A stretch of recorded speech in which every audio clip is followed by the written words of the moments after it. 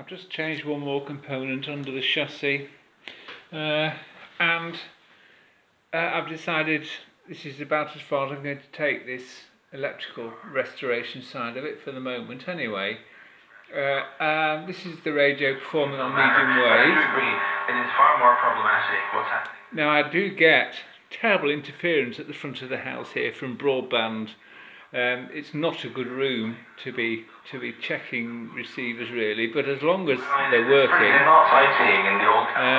then as this clearly is, then the interference will sort of be less at the back of the house. So once I've got the set put back together again, we shall run it there. Managed to find some dial lights in my stock of bits and pieces, so those are glowing again.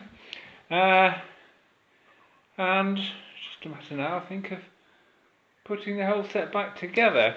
Is it working in all its respects on the different wave bands? Well, it seems to be. This is medium wave. That is, let me just get some bright light on the switch so I can see what it's set to. This is the interference you see from this lamp.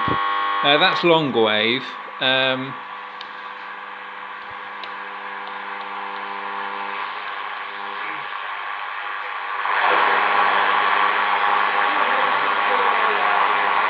It is receiving stations, but we're struggling with this awful interference. Short wave.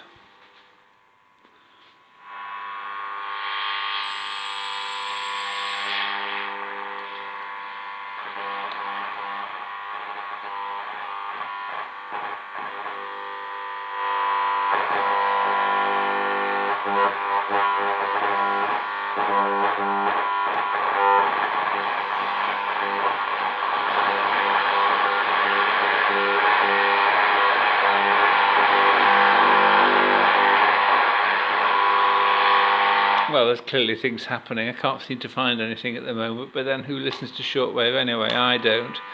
Then of course it has these 3 preset stations which are adjusted by preset controls, the preset trimmer and capacitor. Now, I think I've already preset this one to radio 5. In that line, but obviously no voice. So, you're all going to kick yourself, by the way. So that's not so bad, is it? It'll all sound better when it's back in the cabinet. So there we are. I'll press on. See you later.